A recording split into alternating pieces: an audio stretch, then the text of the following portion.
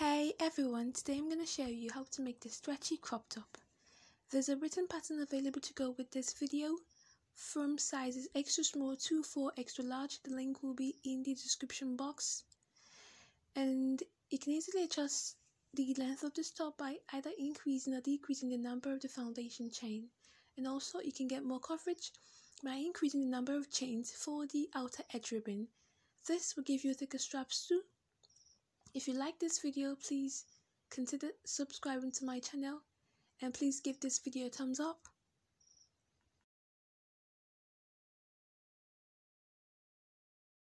For this tutorial, we'll be needing yarn. In the hashtag 3 yarn is going to work. I like to wind my yarn into a ball because it's easy to work from. A 4mm crochet hook, 3.75mm crochet hook, a pair of scissors, and a tape measure. In case you don't have a 3.75mm crochet hook available, you can use a 3.5mm hook. It doesn't really matter, it's for the band. Let's get into it. Okay guys, this tutorial is for a size medium, but you can adjust it to your size and I'll show you how to in the video. To begin, we're going to be making a slip knot, and then we're going to be making a chain the length of our underarm to where we want the bottom of the top to be. Keeping in mind, we're going to be making an inch band for the bottom and for the top. So say you want yours to be 8 inches from your underarm, it means you're going to be making a chain of 6 inches. But I want mine to be 7 inches. I'm going to be making a chain of 5 inches, which comes out to be around 25 chains. So I'm going to be chain 25.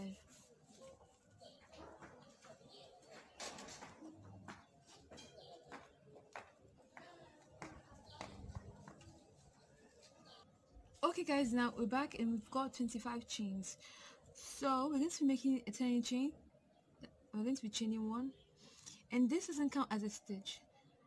And please make sure you chain loosely because we're going to be flipping this and working into the back bumps of the chains.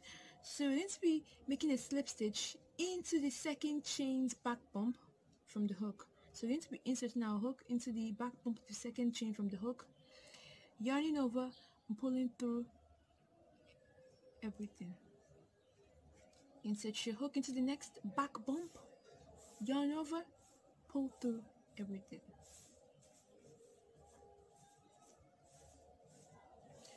So we're going to be working slip stitches into the back bumps of the chains for the entire row, and when we get to the end, I'll meet you guys back. Okay guys, we're back and we're done with the first row. So to start our second row, we're going to be making an increase, and to work a slip stitch increase, you're going to be chaining 2, 1, and then 2, and then we're going to be turning. So the first chain from the hook is our turning chain, so it doesn't count as a stitch.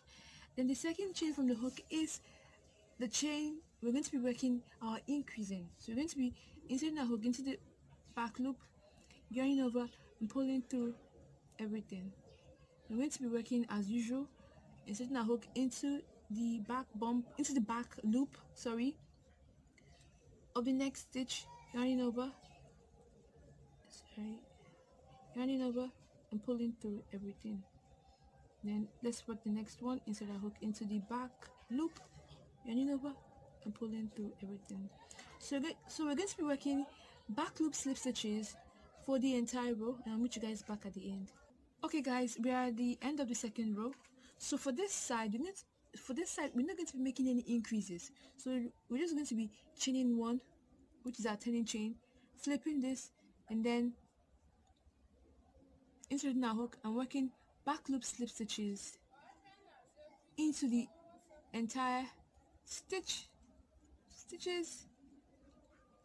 And then when we get to this end, we're going to be increasing as usual. We're going to be chaining 2, and then working a slip stitch into the second chain from the hook, and then working for the entire stitches, and then we're going to be repeating this pattern until the top gets to the front of our body. Guys, sorry, I didn't show you guys when I got to the front of my body, and then I wasn't about to frog this, so we're going to have to be working like this. So when it got to the front of my body, the width was 4 inches, and that was unstretched. And then I worked blunt, that is working back loop slip stitches without increasing or decreasing, and then I'm going to be continuing this across my body. Then we're going to be working decreases on this side. And then when we get there, I'll show you how to decrease. Okay guys, we're back and we're ready to start decreasing. So I've got a total of 73 rows, and this comes out to be 8.5 inches, and this is unstretched. So to decrease, we're going to be making our turning chain 1, and turning our work. And to decrease, you're going to be inserting your hook into the back loop of the next stitch, and then inserting your hook into the back loop of the stitch after that. Now you've got three loops on your hook. You're going to be yarning over and pulling through everything. This is slip stitch decrease. So we're going to be working 1 slip stitch into the back loop of each stitch for the entire row. Let's work 1 and work another one. Okay, so we're going to be working our way down the row. When we get here, we're going to be chaining 1 and working our way back up. And when we get here, we're going to be decreasing. We're going to be mimicking what we did here, but in reverse. We're going to be decreasing every other row, going back and forth until we end up with the same number of stitches we had in our foundation chain. And when we get here, I'm going to meet you guys back to tell you the next step. Okay guys, I'm back and I'm done with the entirety of the front portion. So I've got a total of 101 rows, and this comes out to be 12 inches or 30.5 centimeters, and this is unstretched. So to begin our back portion, we're going to be chaining 1, and this is our turning chain and doesn't count as a stitch. Turning our work and putting 1 back loop slip stitch into the next stitch.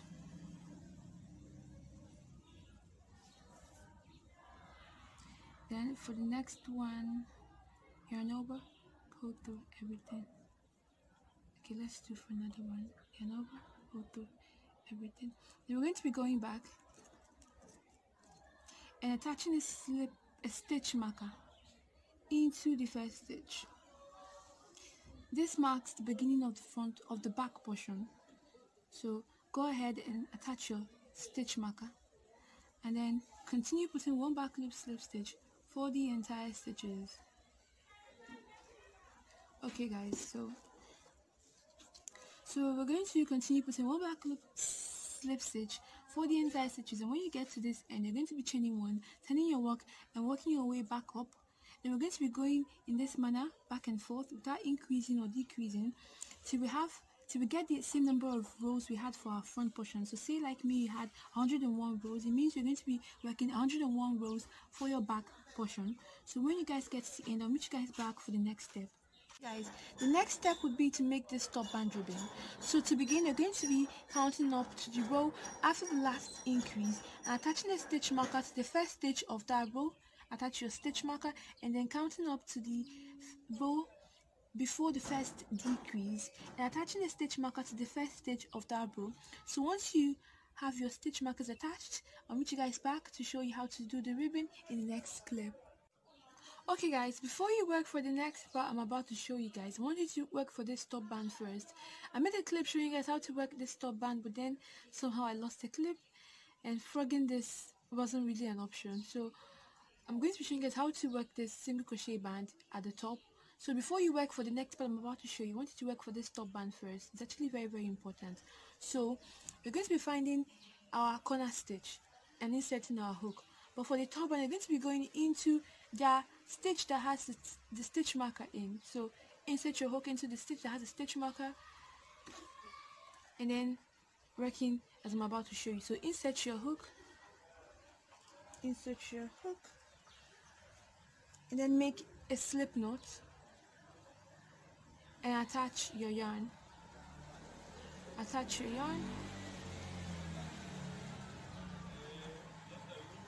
Then chain 1 to secure it. Chain 1, pull this tight. Okay, then we're going to be chaining 6. Chain 6 loosely. Chain 1, 2, 3, 4, 5, and 6. And we're going to be flipping, turning this and then inserting our hook into the back bump of the second chain from the hook. So insert your hook into the back bump of the second chain and make a single crochet. So make a single crochet, and then into the next back bump, make a single crochet.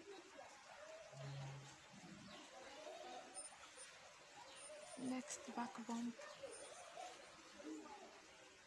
make a single crochet. Fourth chain. It's raining, guys. And search for the last stitch and make a single crochet. So in total you should have 5 single crochets, and then we're going to be attaching this. So to attach, you're going to be slip stitching into the next raised row. So this is the next raised row. We're going to be going in through 2 loops. Please go in through 2 loops of yarn so your work will be neat and firm. So slip stitch into that raised row, and we've got the row of single crochets attached. And we're going to be slip stitching up to the next raised row. So insert your hook and slip stitch, go through everything. So this is the same thing that you're going to be doing for this. So when you attach your yarn into the stitch that has a stitch marker in, chain 6, and then repeat what I'm about to show you guys. When you get to the stitch that has the stitch marker, chain 1 and then cut your yarn. So to next up, we're going to be turning our work and then making 1 back loop single crochet into the single crochets from the previous row, sorry. So this is the first single crochet.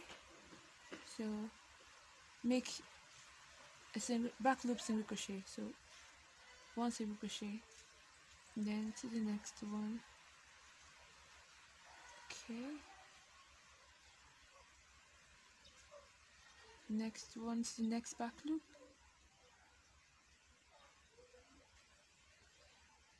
Next one.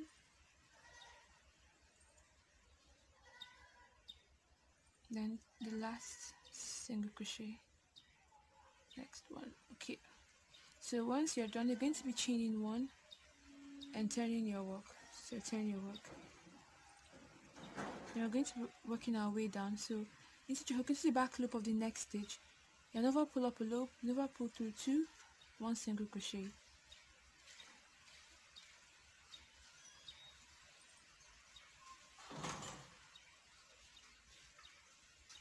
Okay.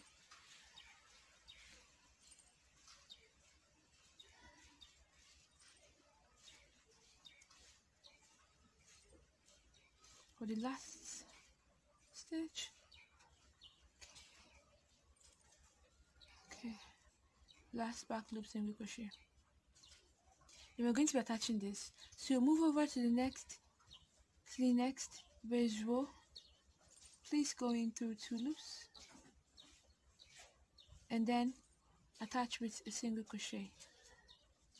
So we're going to be slip stitching up to the next raised row and then turning our work and working our way back. So we're going to continue in this manner, working for the entire back portion and over to this decrease side. And when you get here, I'll meet you guys back to show you how to single crochet for this side. Okay guys, I'm back and here to show you guys how to connect this to this. So you notice that we have 5 single crochets from the top band ribbon. So to connect this, you're going to be slip stitching into the 2 top loops from the single crochet, insert your hook and then make a slip stitch, connected. So slip stitch into the next one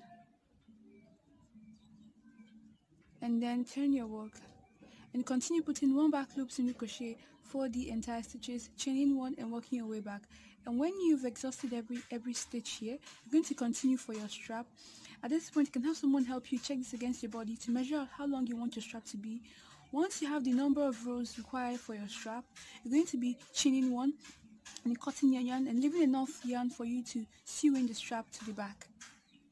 Okay, now guys, you can go ahead and repeat the same thing we did for this side, So attach your yarn, chain 6 and work back loop single crochets until this point. Then do the same thing I did for this side and work for your strap. Once it's long enough for your strap, chain 1, cut and leave enough yarn to sew in the straps to the back. And then you can attach your yarn to this point, chain 6 and work same as before for the entire thing, and then I'll meet you guys back to see me all done. Okay guys, I'm back and I'm done with everything. Can you see how pretty this ribbon looks? Okay, it's now time for us to seam everything together. So if you ended at this side with your back loop single crochets, just chain 1, cut your yarn and reattach your yarn with a slip stitch. So to seam, we're going to be inserting our hook into the corner stitch of the panel at the back, inserting a hook into the live loop or the slip knot that you made if you ended at this side, and pulling through, and then chain 1 to secure it. Okay, chain 1, so connected. So we're going to be inserting our hook into the next stitch, so into the 2 top loops of the next stitch of the panel in front, and then into the 2 top loops of the next stitch for the panel at the back, and then making a single crochet. And please guys, make sure that the front of your top is facing you, so you can check to know the side you want to be your front. So this is going to be the front of the top. This is the front. Make sure that the front is facing outside. It's facing outside. So into the next one, insert your hook into the next stitch at the front, next at the back, and make a single crochet. So guys, you're going to continue until we've exhausted every stitch for the single crochet ribbon. Okay guys, I'm back and I'm done with connecting for our bottom band. It's now to connect for the slip stitch portion. So to connect, we're going to be switching over to our 4mm crochet hook, and then we're going to be working outside loop slip stitches. So into the first stitch of the front panel, insert your hook into the front loop, and then into the first stitch of the back panel, insert your hook into the back loop, and then make 1 slip stitch. Okay, so let's work for the next one. Into the front loop of the panel, into the front of the panel facing you, okay, and then into the back loop of the panel at the back, make another slip stitch. So we're going to continue putting 1 outside loop slip stitch for every single stitch for both panels until you get to this point. Then you're going to be switching back to your 3.75mm crochet hook and then working single crochets. Then once you're done, I'll meet you guys back for the next step. Okay guys, so I'm finished up connecting the 2 sides together. So the next thing will be to chain 1 and cut. Okay guys, so I'm just done sewing this strap to the back. Can you see I used the mattress stitch, so it's flat against your back. So can you see the back? This is the back. It's flat and this is the front.